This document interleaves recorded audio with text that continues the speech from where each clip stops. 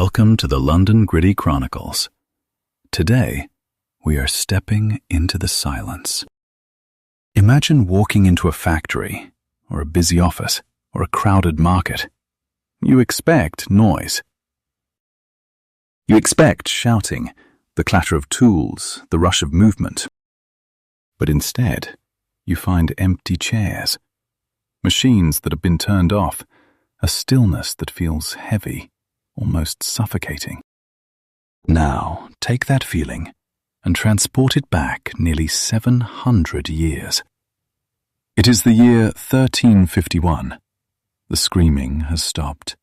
The prayers for the dying have faded. But now, England faces a new terror. It is not a disease of the blood, but a disease of the economy. It is the silence of the empty field. This is the story of 1351 and the politics of labor. It is the story of how a government tried to freeze time. It is a story about the people who work, the people who pay, and the laws that try to force them together. For our English learners, this is a perfect opportunity. As we explore this history, we will focus on the vocabulary of work, law, and control. He will learn words like regulation, enforcement, shortage, and bargaining. These are words you will see in business news today, but their roots are buried here, in the mud of the 14th century. Let us begin with the aftermath. To understand 1351, we must first look at what happened just 3 years prior. In 1348, the Great Pestilence, which we now call the Black Death, arrived on the shores of Weymouth in Dorset. Within 500 days, the world ended. Historians and demographers, those who study population statistics, estimate that between 30 and 50% of the English population died. In some villages, it was nearly everyone. Picture a village in East Anglia. It is harvest time, usually the busiest, loudest time of the year. But the wheat stands tall and golden, rotting on the stalk.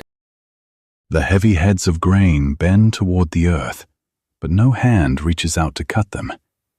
The scythes, the curved blades used for harvesting, are rusting in the barn. Why?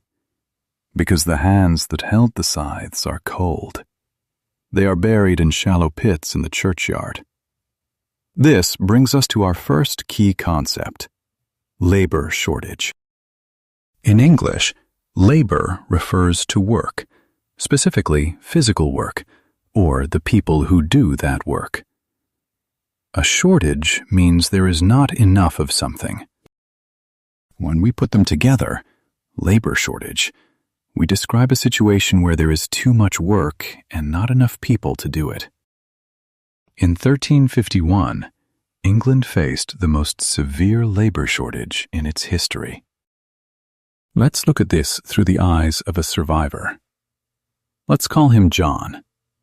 John is a plowman. Before the plague, John was nobody.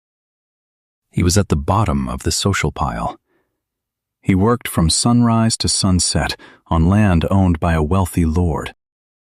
Before the plague, if John complained about his pay, the lord would laugh. Why? Because there were 10 other men standing behind John, begging for his job. Labor was plentiful, therefore labor was cheap. But the plague changed the mathematics of survival. John survived, but the 10 men standing behind him did not. Now, the Lord looks out at his vast fields. He sees the weeds growing. He sees the sheep wandering off because there is no shepherd. The Lord is desperate. He needs the work done, or he will lose his fortune.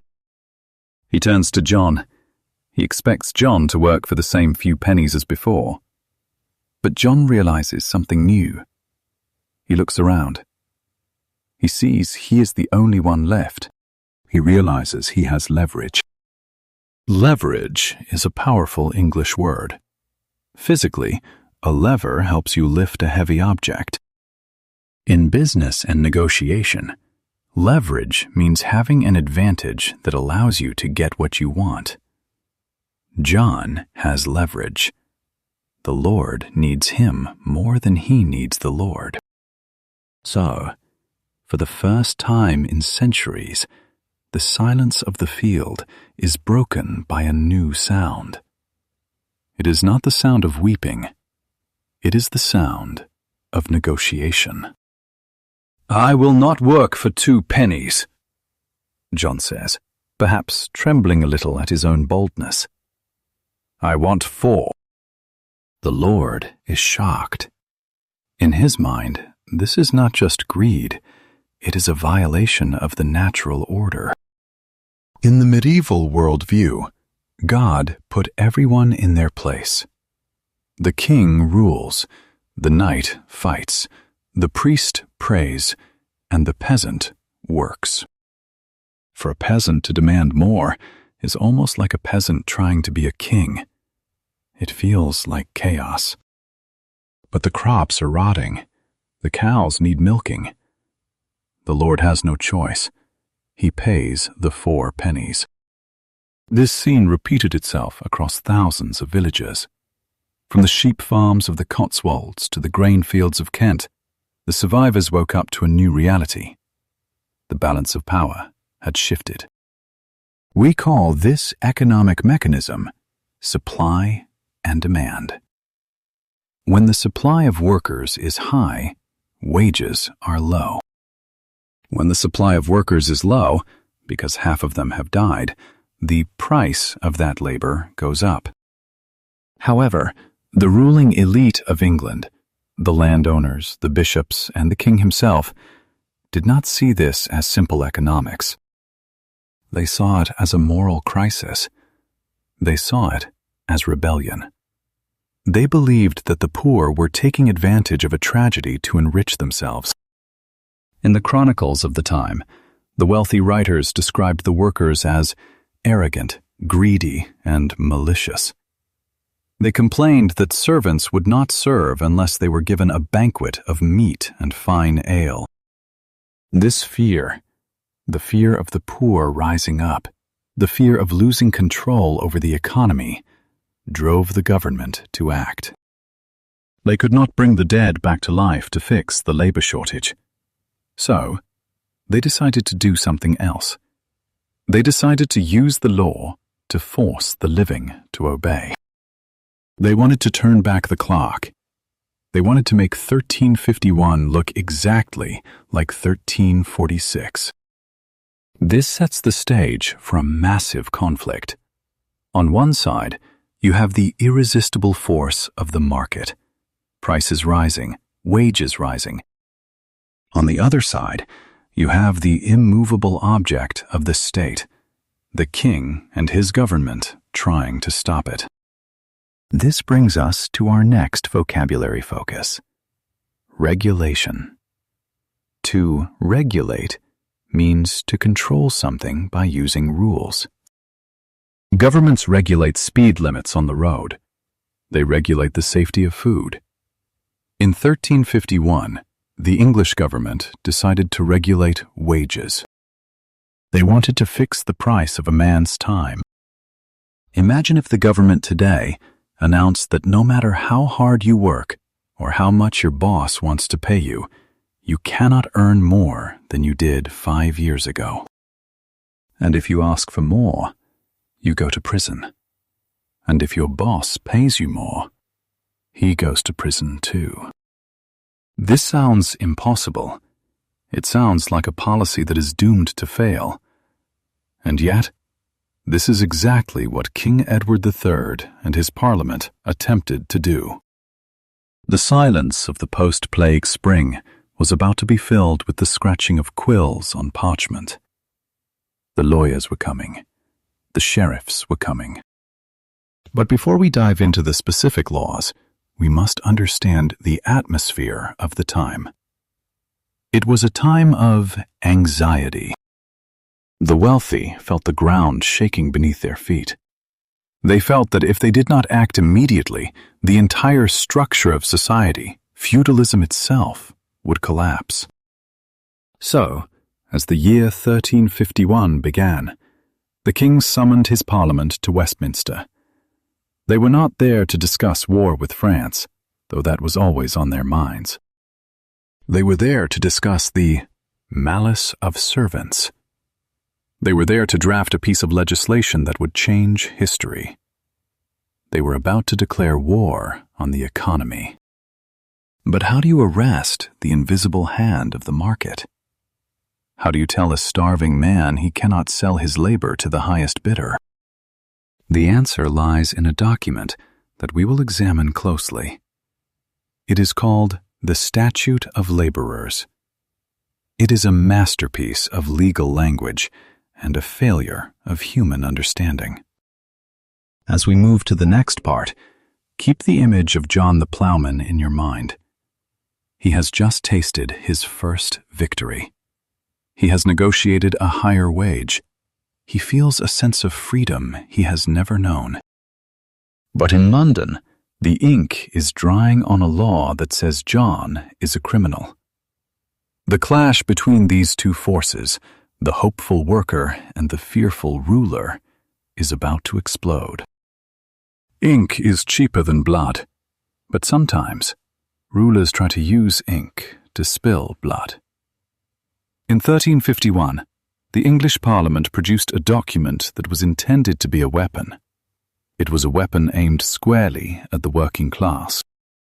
Welcome back to the silence of the post-plague world.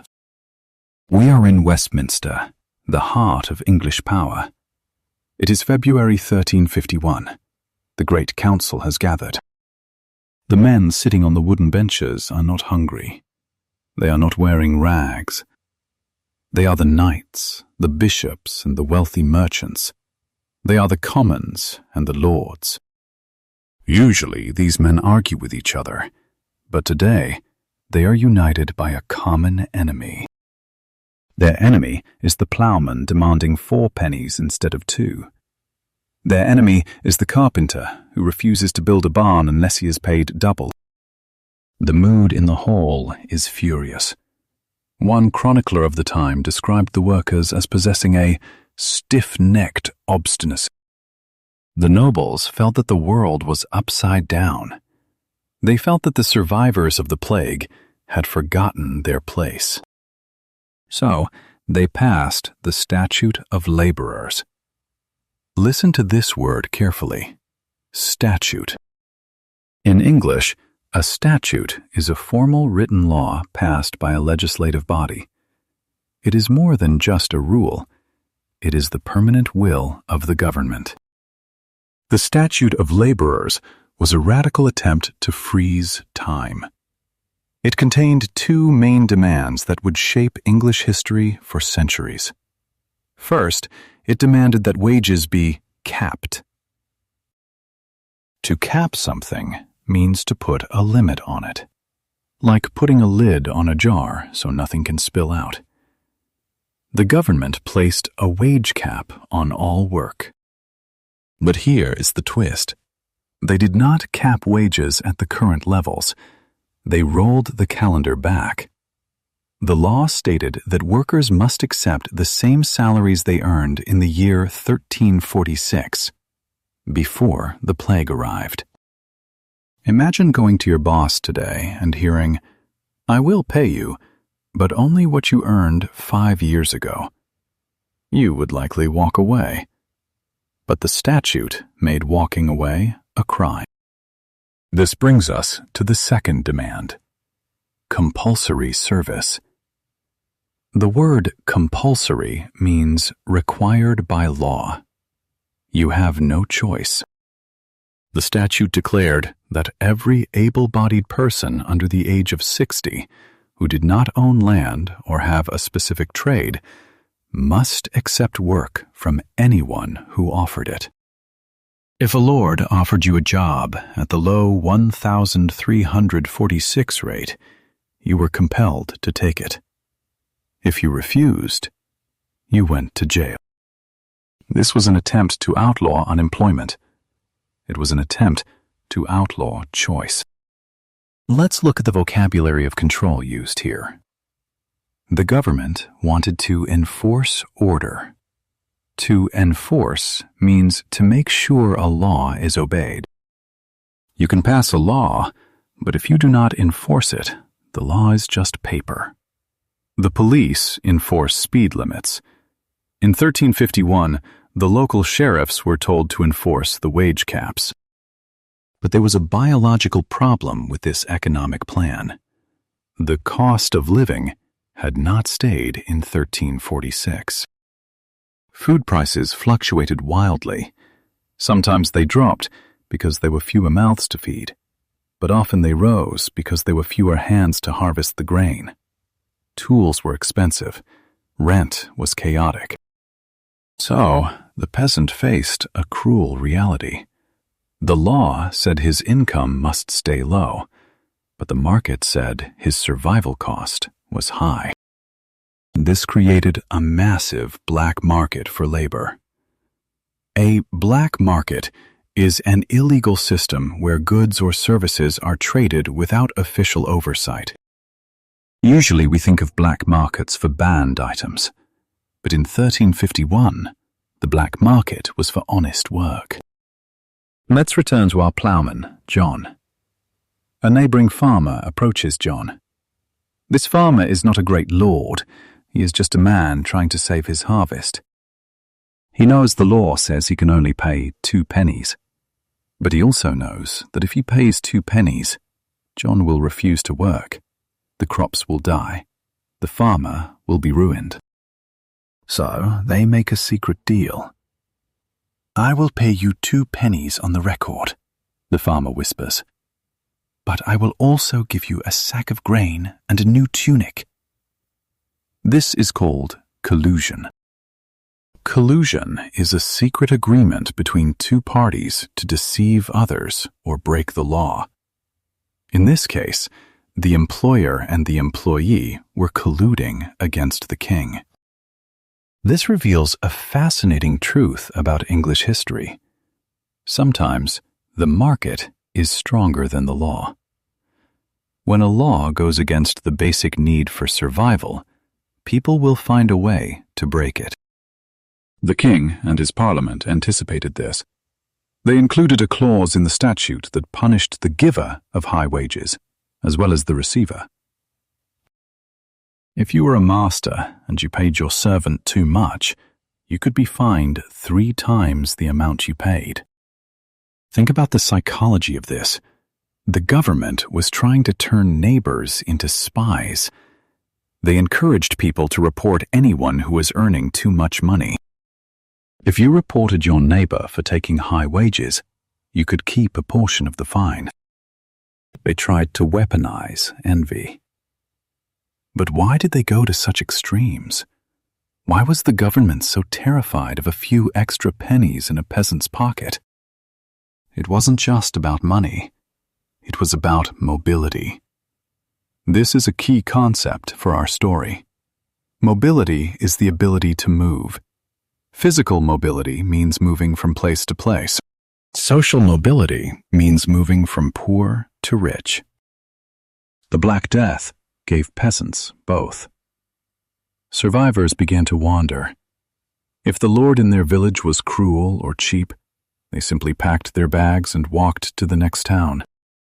They became vagrants in the eyes of the law, but free agents in the eyes of the economy. The Statute of Laborers tried to crush this mobility. It required workers to stay in their home districts. You needed permission to leave. You were tied to the soil, just as your grandfather had been.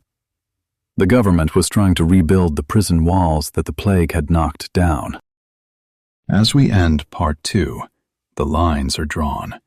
The law is signed. The sheriffs are sharpening their swords. The king expects obedience. But out in the muddy fields of England, the silence is ending. A new sound is rising. It is the sound of thousands of people whispering, plotting, and moving in the shadows. The enforcement is about to begin, and with it, the resistance. How do you arrest a whole country? We are about to find out. A law is only as strong as the hand that holds the sword. In 1351, King Edward III had written a terrifying law. Now, he had to make it work. But there was a problem. Medieval England did not have a police force. There were no officers in blue uniforms patrolling the streets. There were no surveillance cameras. So, how do you catch a ploughman who is secretly earning 3 pennies instead of 2? The answer was a new kind of legal machine. The government created a system of justices.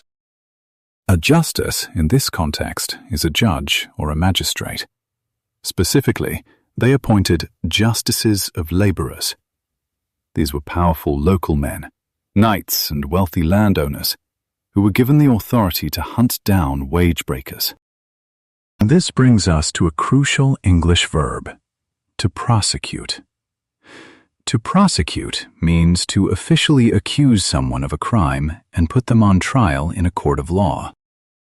Suddenly, the quiet village greens of England turned into courtrooms. The justices traveled from town to town, setting up tribunals. They summoned the villagers to appear before them. Imagine the scene. It is a humid summer day.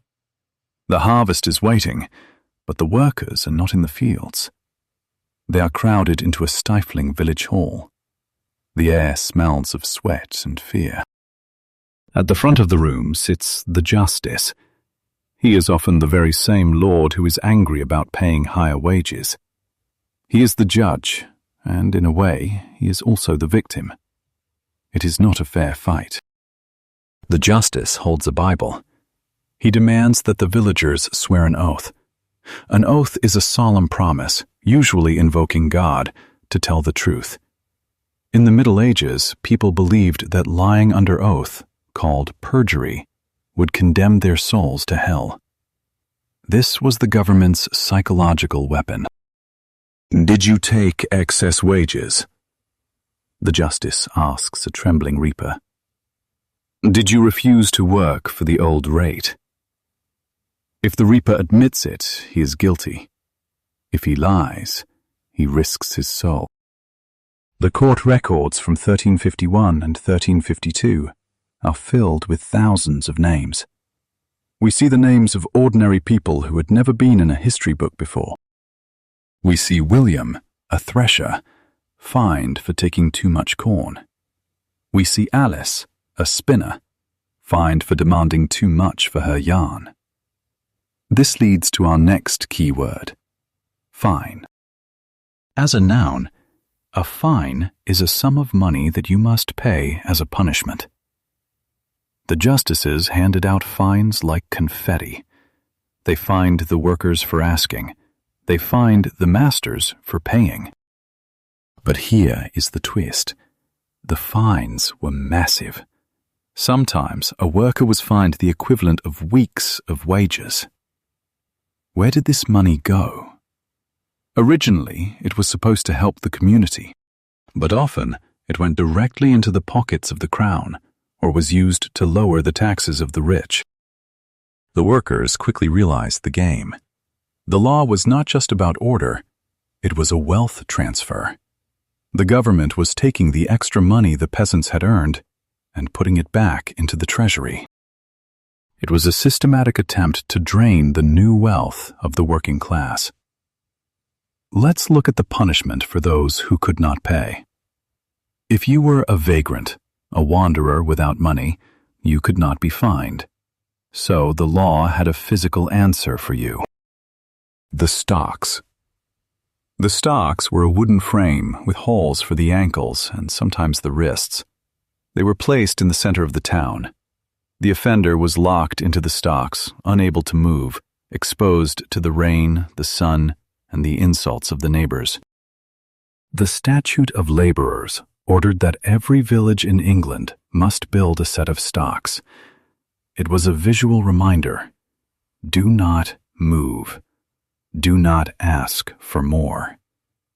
Stay in your place. However, the sheer number of prosecutions tells us something important. It tells us that the law was failing. If the law was working, people would be scared to break it. But the records show hundreds of thousands of offenses. This means that despite the fines, despite the stocks, the economic pressure was too strong. People continued to bargain. To bargain means to negotiate the terms of a deal. The workers bargained in secret.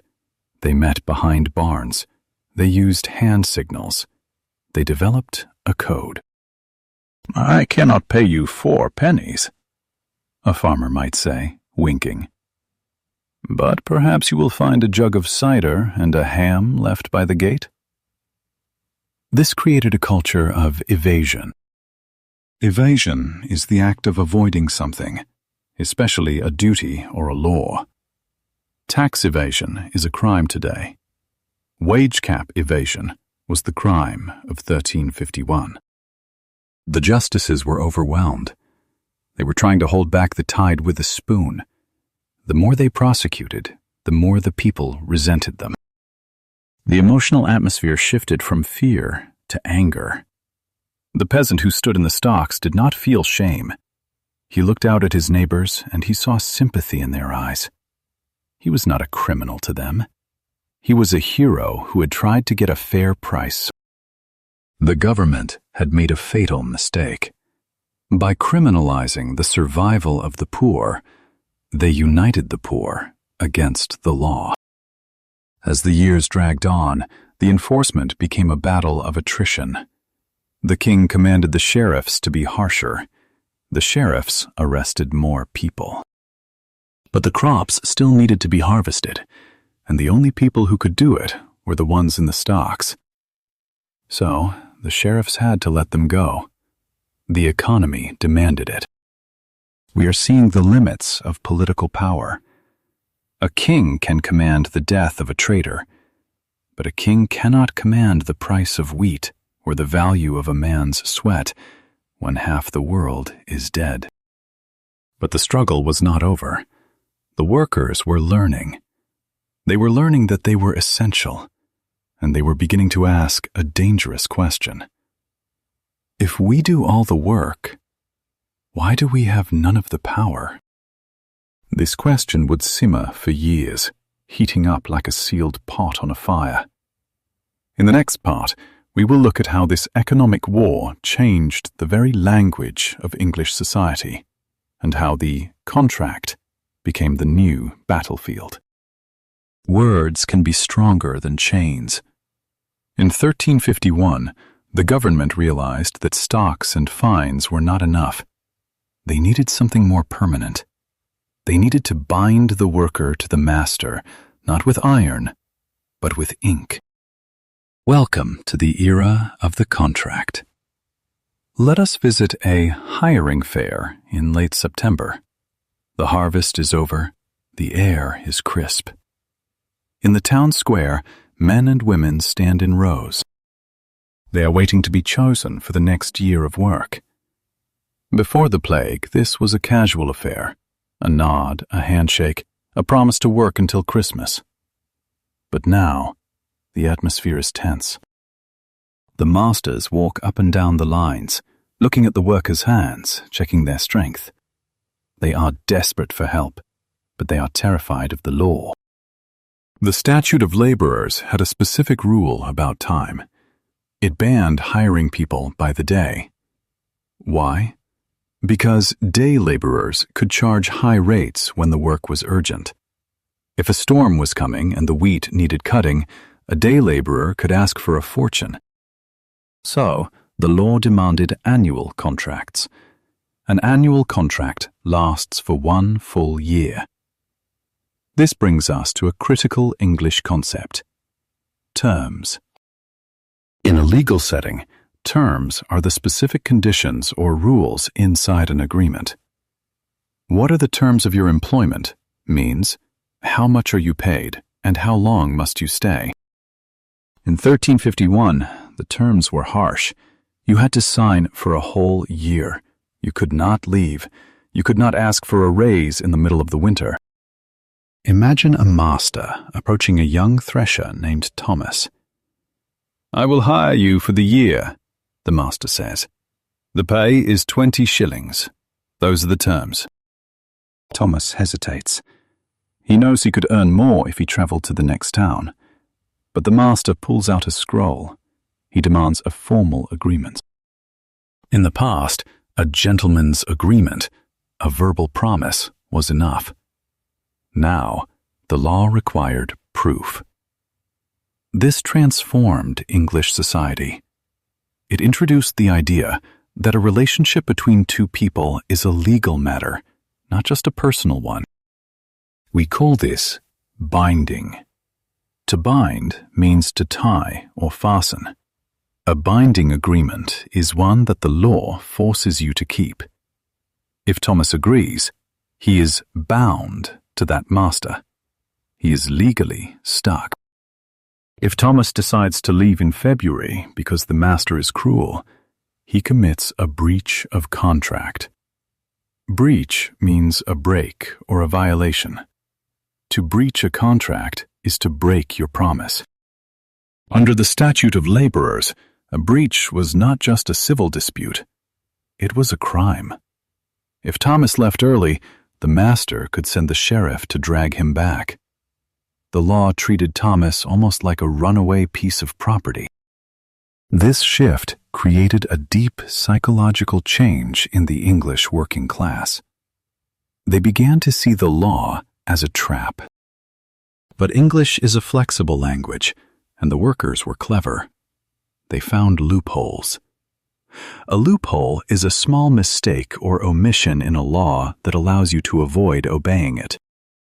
For example, the law said you must accept work if you had no land. So, families began to split up their tiny plots of land. A father might give a small strip of garden to his son. Now, the son could say to the sheriff, "I am a landowner. The law does not apply to me." This was a dangerous game. It was a game of cat and mouse played with legal definitions. The government responded by tightening the definitions. They tried to close the loopholes.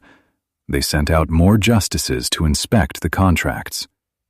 They began to record the names of every worker in the village rolls. We are seeing the birth of modern bureaucracy. Bureaucracy refers to a complex system of officials and rules used to manage a country. Before the plague, the government was distant. Now, it was in your kitchen. It was checking your wages. It was reading your contract. For the English learner, notice how we use the word sign. Today, we sign a document with a pen. In 1351, most people could not read or write. Instead of a signature, they made a mark, usually a simple cross, or they used a wax seal. "Put your mark here," the master would say. That simple X was a prison cell. But as the piles of parchment grew higher, the resentment grew hotter. The workers felt that the system was rigged. Rigged means unfairly arranged to ensure a specific result.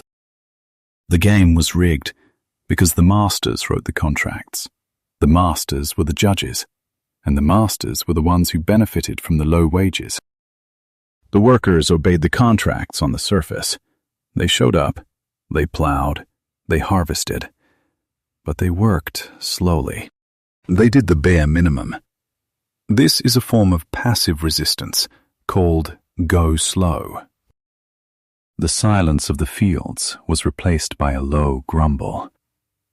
The government thought they had restored order with their ink and their seals, but they had only bought themselves a little time. The pressure was building. You cannot legislate against hunger. You cannot write a law that makes a man happy to be poor. In the next part, we will explore a shocking twist: how the very people who wrote the laws, the rich landowners, began to break them, betraying the king to save their own fortunes. Laws are often written by the strong to control the weak. But what happens when the strong are the ones breaking the rules? In 1351, a strange silence fell over the courtrooms. The law said wages must be low. The king demanded it. But in the fields, the wages were rising. The money was flowing. Who was paying it? The very same men who wrote the law. Welcome to the era of hypocrisy. Let's visit the estate of a powerful knight in the English countryside. Let's call him Sir Robert. Sir Robert is a justice of the peace. It is his job to punish anyone who pays high wages. He sits in the village hall and fines the local miller for paying too much. He gives a stern speech about duty and order. But the next morning, Sir Robert rides out to his own fields. The sun is hot. The wheat is overripe. It is ready to fall. But his fields are empty. He looks across the valley. He sees a group of reapers working on his neighbor's land. They are moving fast, their scythes flashing in the sun. Sir Robert panics. If he does not get those men, he loses his harvest. He loses his income. He cannot buy his armor or his fine wine. So, what does he do? He rides over to the fence. He does not shout at the men to arrest them. He whispers. "How much is he paying you?" Sir Robert asks. "3 pennies, the men say. "Come to my field," Sir Robert replies. "I will pay you 6.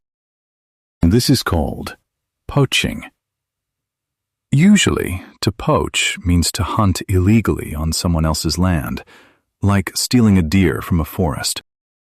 But in business and employment, poaching means to steal workers from another company, or lord, by offering them a better deal. Sir Robert is poaching labor. He is breaking the very law he swore to uphold. This brings us to a useful English phrase, under the table.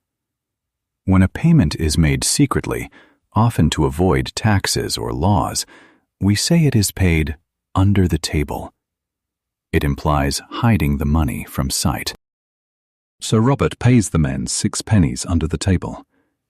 He might give them the extra money at night, or disguise it as a gift. Why did the nobility do this? Because they faced a powerful economic force: incentive. An incentive is a motivation, something that encourages you to do something. The legal incentive was to pay low wages to avoid a fine, but the economic incentive was to pay high wages to save the crop. The economic incentive was stronger. The fear of bankruptcy was greater than the fear of the king. This created a chaotic situation. The landowners began to fight each other. They were in a bidding war. A bidding war happens when 2 people compete to buy the same thing, raising the price higher and higher.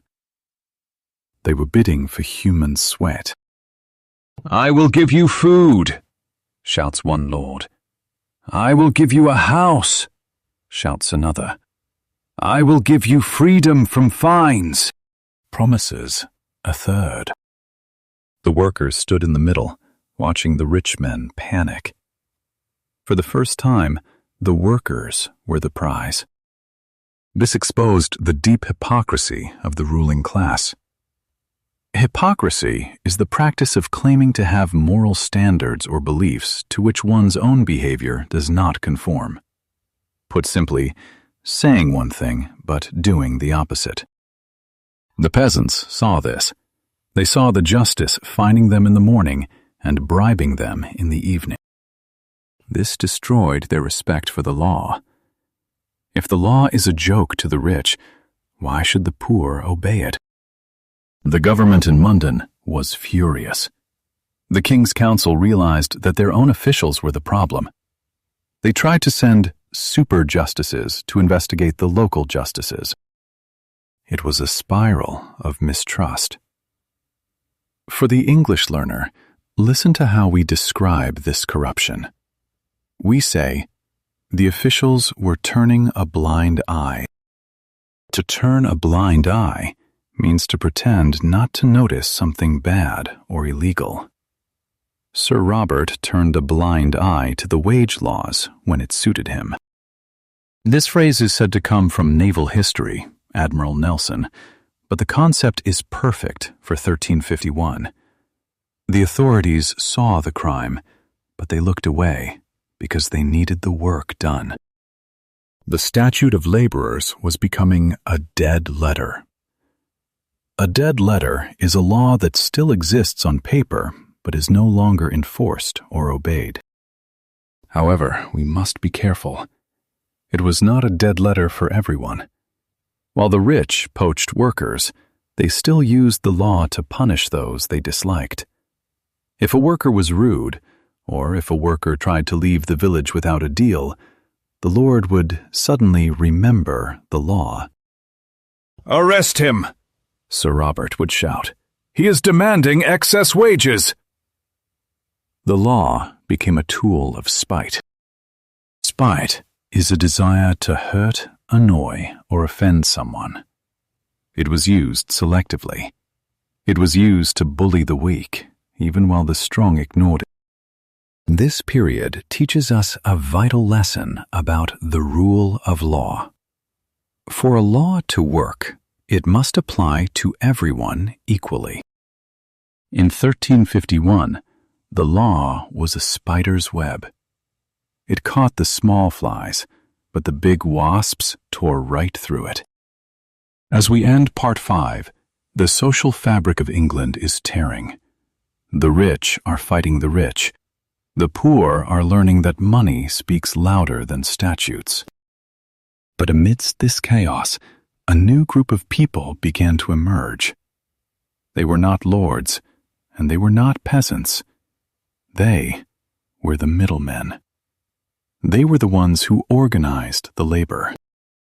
In the next part, we will meet the master craftsmen and see how the cities, not the fields, began to change the future of work.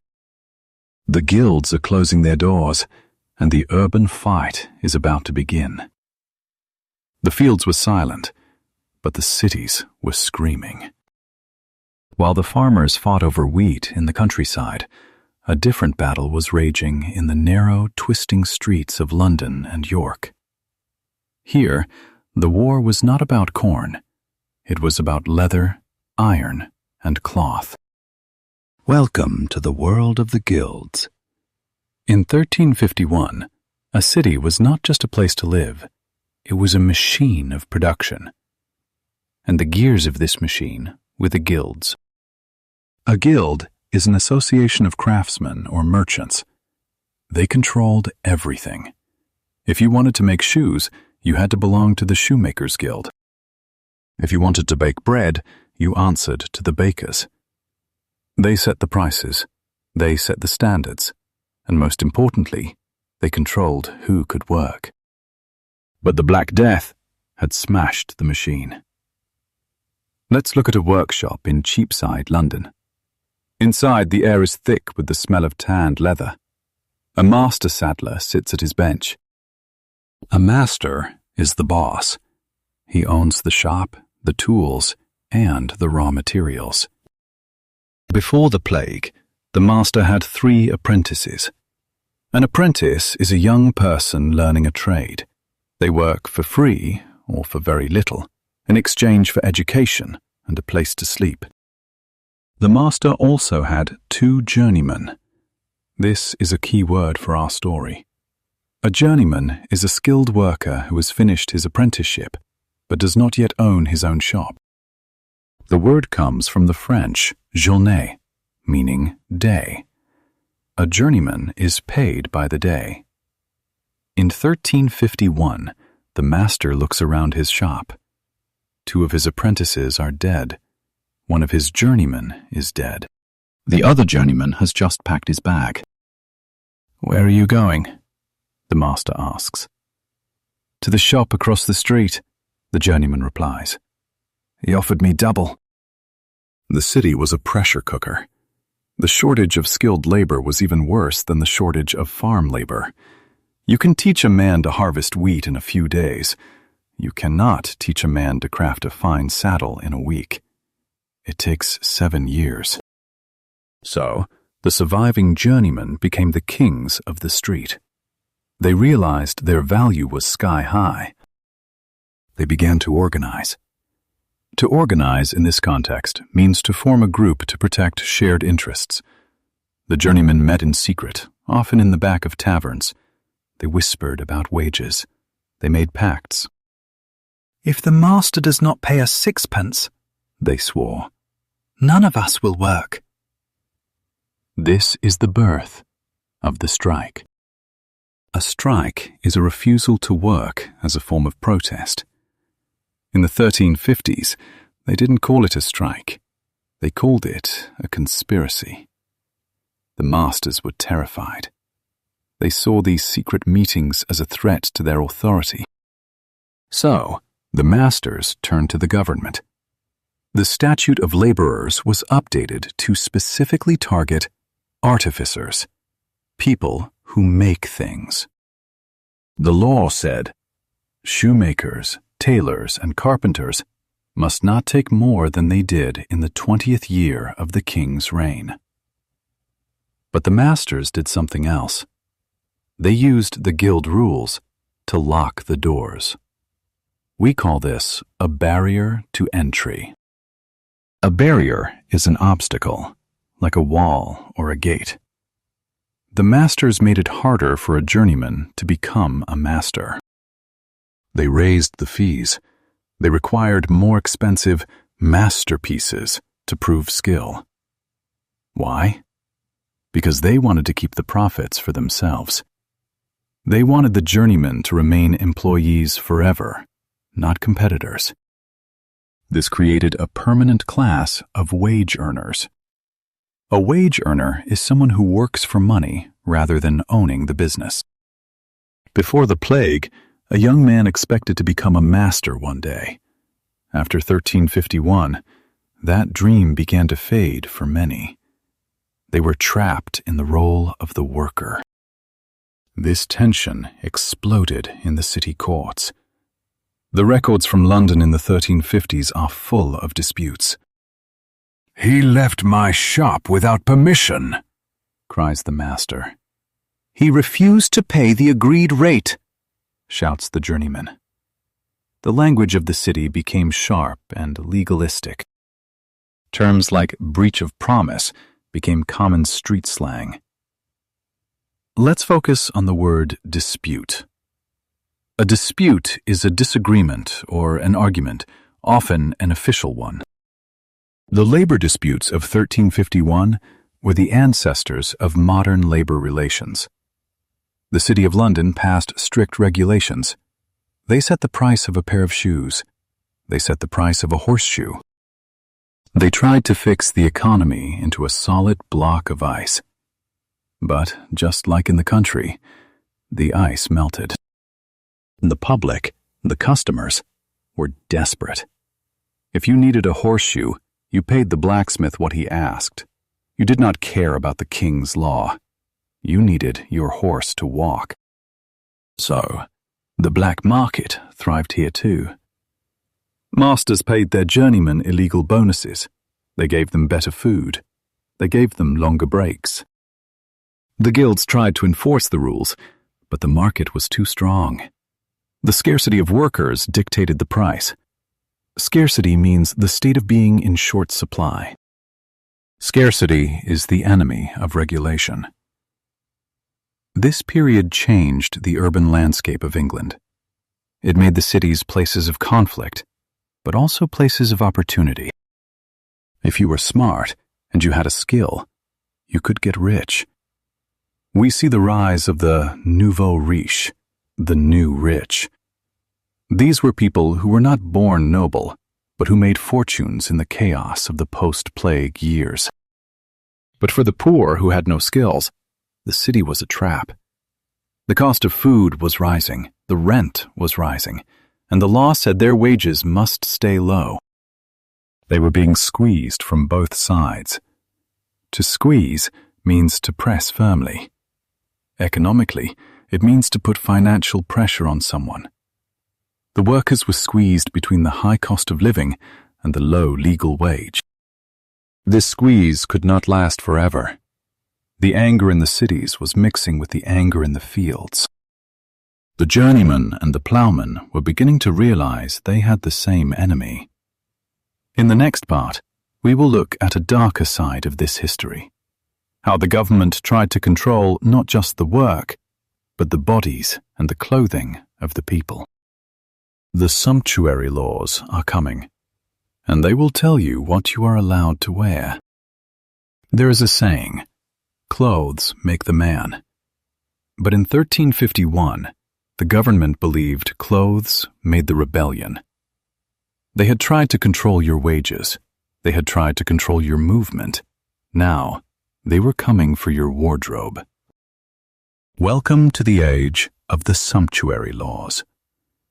The word sumptuary comes from the Latin sumptus, meaning expense or cost. These were laws designed to regulate consumption. They were laws about what you could buy, eat, and wear. Why? Because the post-plague world was terrified of social mobility. Remember, social mobility is the ability to move up in class, from peasant to merchant, or merchant to knight. The Black Death had killed so many people that the survivors had extra money. The ploughman had 4 pennies instead of 2. The weaver's wife had a new dress. This horrified the nobility. They believed that clothes were a uniform. A knight wore fur and silk. A merchant wore wool. A peasant wore rough cloth called russet. If a peasant wore silk, how could you tell who was who? It felt like chaos. It felt like the world was dissolving. So, in 1363, a direct result of the 1351 anxieties, Parliament passed the most detailed dress code in English history. They created a list. No yeoman or lower shall wear any cloth of gold or silver, nor any silk. No servant shall eat more than 1 meal of flesh or fish per day. This brings us to a useful word, status. Status is your relative social or professional standing. The sumptuary laws were about protecting status. They were about keeping the rich looking rich and the poor looking poor. But the people of England were not listening. They were experiencing a boom. A boom is a period of rapid economic growth. The survivors had inherited money from their dead relatives. They had negotiated higher wages. They wanted to spend it. They went to the markets. They bought colorful hoods. They bought shoes with long, pointed toes, a style called poulaine. The church hated these shoes. They said the points prevented men from kneeling in prayer. But the young men loved them. The longer the point, the higher the status. The government tried to measure the shoes. They set a limit. No point longer than 2 inches for a commoner. Imagine the scene.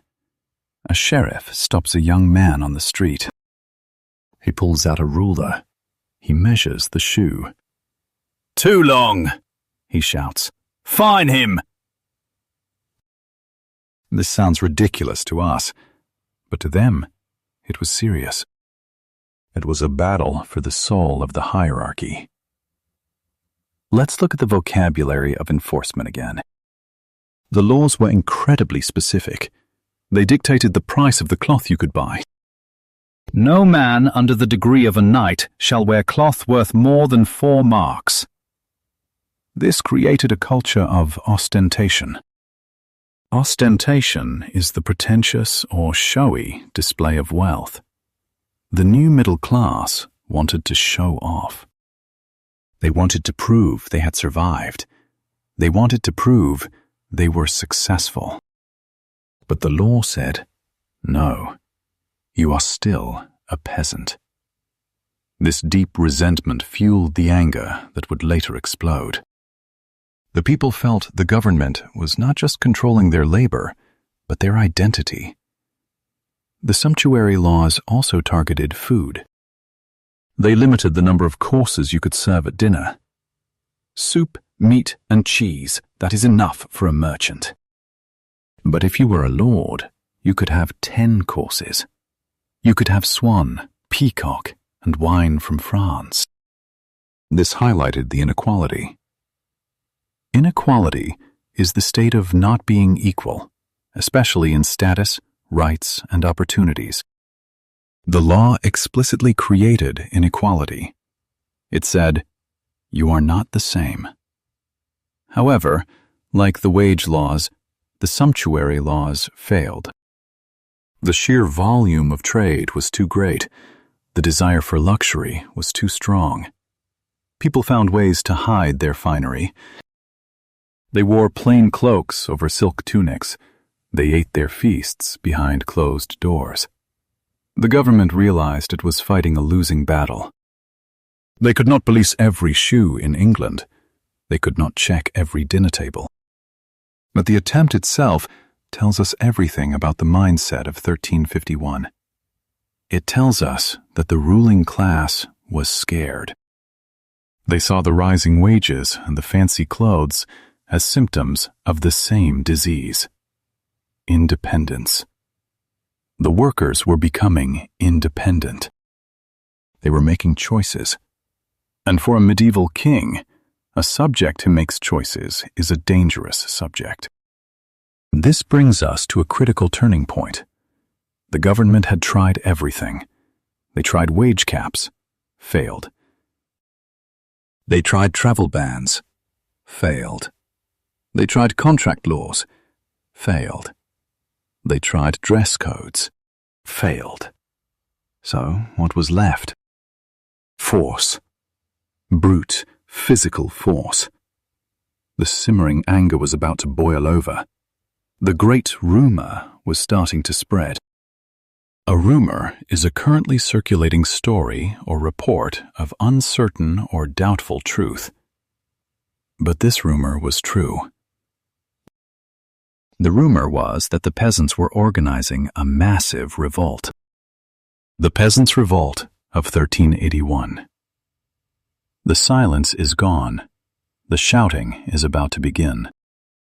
Pressure bursts pipes, and in history, pressure bursts kingdoms.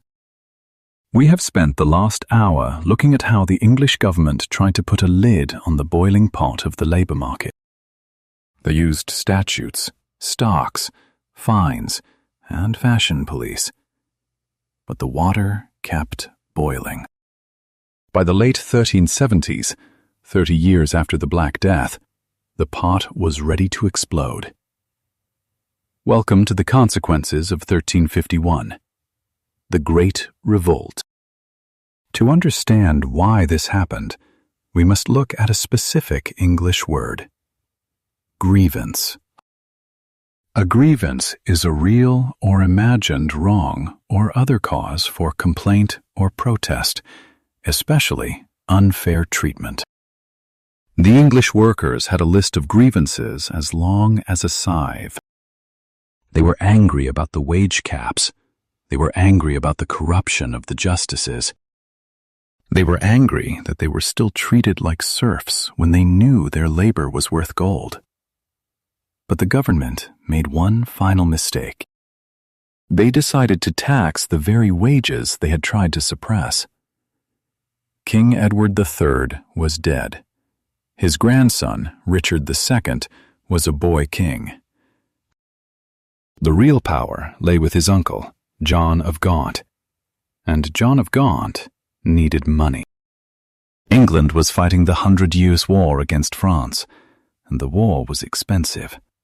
So, the government introduced the poll tax. This is a crucial term. Poll is an Old English word for head. A poll tax is a tax levied on every single adult person, regardless of their income. Imagine if a billionaire and a beggar both had to pay exactly the same amount of money to the government. That is a poll tax. It is what economists call a regressive tax. It hurts the poor far more than the rich. The government looked at the peasants. They saw the new clothes. They saw the slightly better food. They thought, they have money now. Let's take it. This brings us to the concept of revenue. Revenue is income, especially when of a company or organization and of a substantial nature. For a state, revenue usually comes from taxes. The crown was desperate for revenue. In 1377, 1379, and finally in 1381, they demanded this tax. The 1381 tax was 3 times higher than the first one. The people of England did not just complain, they vanished. When the tax collectors arrived in the villages with their lists, they found the villages empty. Or the villagers lied. They hid their daughters. They hid their elderly parents. "She is not here," they said. "He is dead." The government records show a sudden, mysterious drop in the population. Had the plague returned? No, it was tax evasion on a massive scale. Evasion, remember, is the act of avoiding something. The government was furious. They sent out commissioners, tough men with soldiers, to force the people to pay. They wanted to audit the villages. To audit means to conduct an official financial examination. They wanted to count the heads again. This was the spark. In May 1381, in a small village called Fobbing in Essex, a commissioner named John Bampton arrived. He demanded that the villagers pay the missing taxes. The villagers looked at him. They looked at the soldiers. And for the first time, they did not look down at their feet. They looked Bampton in the eye. "We will not pay," they said. "We have already paid enough." Bampton ordered his soldiers to arrest them, but the villagers were ready. They were armed with old swords, axes, and longbows.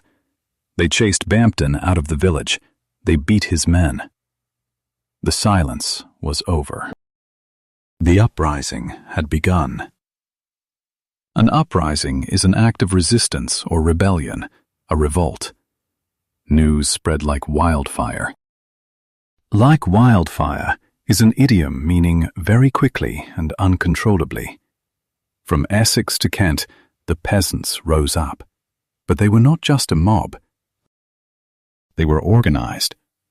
Remember, for 30 years they had been bargaining, making contracts, and dealing with the law. They knew how the system worked. They targeted the symbols of the 1,351 laws. They did not just burn houses, they burned records. They broke into the manor houses and the abbeys. They found the rolls of parchment that recorded their serfdom. They found the lists of fines from the Statute of Laborers, and they threw them into the fire. They were trying to erase the paper chains that bound them. This brings us to a terrifying new word: insurrection. Insurrection is a violent uprising against an authority or government. This was not a strike. This was a war. The rebels found a leader.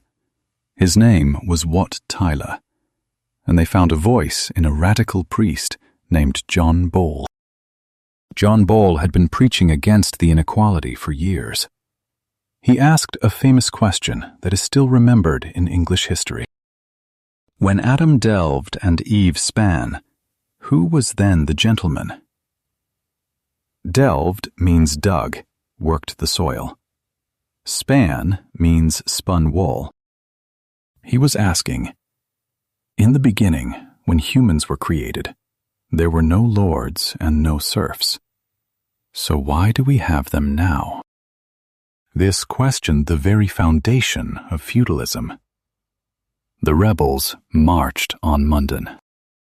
They were not a disorderly rabble. They marched in columns. They had a plan. They wanted to speak to the king. For the English learner, notice the shift in vocabulary here. We moved from negotiation, talking about price, to demand, insisting on a right. To demand is to ask for something with authority, expecting to get it. The rebels demanded the heads of the treasurer and the chancellor. They blamed these men for the poll tax and the Statute of Laborers. As they reached the gates of London, the city held its breath. The bridge was lowered. The poor of London opened the gates for the poor of the country. The 1351 laws had created a united class of angry people. The government had tried to divide them, but instead, it had welded them together. In the next part, we will walk the burning streets of London. We will see the confrontation between the peasant Wat Tyler and the king. We will learn the word betrayal. And we will see how a promise can be broken before the words have even faded from the air. Fire cleanses, but it also reveals the truth.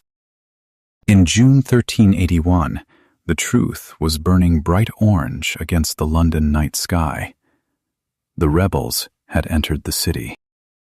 The gates were opened by sympathizers from within. Now, thousands of men from Kent and Essex walked the streets, where the sumptuary laws had told them they did not belong. They did not come to steal. They came to destroy the machinery of their oppression. They marched to the Savoy Palace. This was the home of John of Gaunt, the most hated man in England, the uncle of the king, and the symbol of the government's wealth. The palace was filled with tapestries, silver and gold. The rebels set it on fire. But here is the detail that historians find fascinating.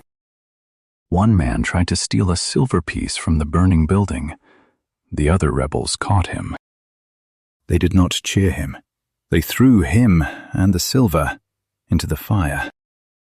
"We are zealots for truth and justice, not thieves and robbers," they declared. This brings us to a powerful word: discipline. Discipline is the practice of training people to obey rules or a code of behavior. The rebels had discipline. They were not a chaotic mob. They were an army of the poor, enforcing their own moral code. They were destroying the wealth that the Statute of Laborers had tried to protect. But they wanted more than fire. They wanted a piece of paper. They wanted a charter. A charter is a written grant by a country's legislative or sovereign power by which an institution is created or rights are defined. The Magna Carta is a charter. The rebels wanted a charter that declared the end of serfdom. They wanted a piece of parchment with the king's seal that said, "You are free." They believed that if the king, the 14-year-old Richard II, signed it, the local lords could never touch them again. They still believed in the king. They thought the king was good, but his advisors were bad. This is a tragic mistake often made in history. We call it naivety. Naivety is a lack of experience, wisdom, or judgment. The rebels were naive. They thought the king was their father. They did not realize he was the landlord of all landlords. On June 14th, The young king rode out to Mile End, a field just outside the city walls. He met the rebels. He looked into their faces, faces hardened by wind and sun. "What do you want?" the king asked. "We want to be free forever," they shouted. "We want the abolition of serfdom. We want land at a rent of 4 pence an acre." And then the king did something shocking. He said, "Yes." He ordered his clerks to write the charters immediately. 30 clerks sat in the field, dipping their quills, writing out the freedom of the English people. The rebels were ecstatic. They held the charters in their hands like holy relics. Many of them simply went home. They thought they had won. They thought the war was over. But the hardcore rebels, led by Wat Tyler, stayed. They wanted to see the king again. They had more demands. This leads us to the final showdown at Smithfield. Smithfield was a market area, usually for horses and cattle. On June 15th, it became a slaughterhouse for hope. The king waited on his horse. Wat Tyler rode forward. He was confident, perhaps too confident. He shook the king's hand aggressively. He demanded that the church lands be confiscated and given to the people. He demanded that all men be equal, except for the king. The mayor of London, William Walworth, was watching. He was a wealthy merchant. He hated Tyler. He hated the idea of equality. Suddenly, a scuffle broke out. Words were exchanged. To escalate means to increase rapidly in intensity or seriousness. The situation escalated in seconds. Walworth drew his dagger. He lunged at Tyler. He stabbed the rebel leader in the neck. Tyler fell from his horse, bleeding into the dust of Smithfield. The rebel army saw their leader fall. They notched their arrows. They raised their bows. 10,000 arrows were aimed at the king's heart. But Richard II, the boy king, did not run. He rode his horse straight toward the arrows. He raised his hand. "Sirs, would you shoot your king?" he cried. "I am your captain. Follow me." It was a brilliant psychological move. He confused them. He appealed to their loyalty. He led them away from the city into the fields of Clerkenwell. The rebels lowered their bows. They followed him. They thought he was saving them, but he was only buying time. This brings us to the word betrayal. Betrayal is the act of breaking the trust of someone who relies on you. While the king led the rebels away, the mayor rode back to the city. He gathered the militia. He gathered the knights who had been hiding. The soldiers surrounded the rebels in the fields. The rebels were tired. Their leader was dead. They had their charters in their pockets. They surrendered. The king told them to go home. He promised them amnesty. Amnesty is an official pardon for people who have been convicted of political offenses. "Go home," the king said. "You are forgiven." So they walked back to their villages. They walked back to Essex and Kent. They showed their charters to their neighbors. "Look," they said, "we are free." But a few weeks later, the king's soldiers arrived in the villages. They were not there to honor the charters. They were there to revoke them. To revoke means to put an end to the validity or operation of a decree, decision, or promise. The king issued a new proclamation.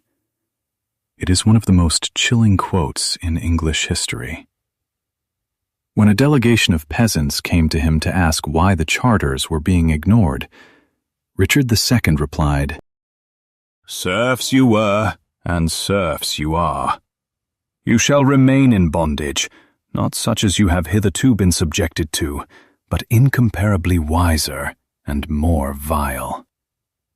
He was telling them, "I lied. You are still slaves, and now I will punish you for daring to ask." The charters were declared void. Void means not valid or legally binding. The paper was worthless. The executions began. The justices returned. The gallows were busy. The government used the full weight of the law to crush the spirit of 1381. They wanted to make sure that no one would ever try to bargain with a king again. But here is the twist. Here is the irony that makes history so strange. The king won the battle, but he lost the war. The king could revoke the charters, but he could not revoke the economics. He could kill Wat Tyler, but he could not bring the dead workers back to life. The labor shortage was still there. The fields were still empty. The weeds were still growing. The lords tried to force the peasants back into serfdom, but they failed. The market was too strong. The peasants simply refused to work for nothing. They walked away. They moved to the towns. Over the next 50 years, serfdom in England quietly died. It was not killed by a charter. It was killed by the invisible hand of supply and demand. The government fought the future, and the future won. As we approach the final part of our story, we must ask, what is the legacy of 1351? Did the Statute of Laborers achieve anything? Or was it just a cruel pause in the inevitable march of history? We will look at how the English language absorbed this struggle. We will see how words like freeman and copyholder replaced serf and villain. And we will see how the silence of the grave eventually led to the voice of the people. The king had spoken. The charters were burned. The leaders were dead. But history has a way of laughing at kings. Welcome to the final chapter of our story. We are standing in the wreckage of the 14th century. The fires of the Peasants' Revolt have gone out. The heads of the rebels are rotting on spikes above London Bridge. Richard II believed he had won. The nobility believed they had restored the natural order. They went back to their estates, expecting the serfs to bow down and accept their low wages. But a strange thing happened. The serfs bowed, yes, but then they packed their bags. The legacy of 1351 was not obedience. It was mobility. Legacy is something left or handed down by a predecessor. The legacy of the Black Death and the Statute of Laborers was a workforce that knew its own value. In the decades following 1381, the government continued to pass laws trying to restrict wages. They kept trying to fix the prices, but the laws became obsolete. Obsolete means no longer produced or used, out of date. The laws were obsolete because the market simply ignored them. Landowners found that if they tried to enforce the old rules, their fields stayed empty. If they wanted a harvest, they had to pay the new rate. They had to offer better food. They had to offer better housing. They had to stop calling their workers serfs and start calling them tenants. A tenant is a person who occupies land or property rented from a landlord. A serf is owned by the land. A tenant pays rent for the land. This is a massive legal shift. It is the difference between being a piece of property and being a customer. By the year 1450, barely 70 years after the revolt, serfdom in England had virtually disappeared. It was not abolished by a grand declaration. It was not ended by a benevolent king. It simply evaporated. It died because it was too expensive to maintain. This period is often called the Golden Age of the English peasantry. Why? Because the standard of living for the average person reached a height it would not see again for centuries. Standard of living refers to the degree of wealth and material comfort available to a person or community. For the first time, ordinary people ate meat regularly. They drank good ale. They wore the colorful clothes that the sumptuary laws had tried to ban. They built sturdy houses with chimneys. The silence of 1351, the silence of the grave, had been replaced by the noise of a thriving, bargaining, independent working class. Let's review the English vocabulary journey we have taken. We started with a shortage, not enough people. This gave the survivors leverage, power to negotiate. The government tried regulation, controlling with laws, and enforcement, using police/courts. The workers responded with evasion, hiding, and collusion, secret deals. When the pressure became too high, we saw insurrection, revolt, and finally, the old system became obsolete. This is the vocabulary of labor. These are the words you will hear on the news today when people talk about unions, minimum wage, and economic crises.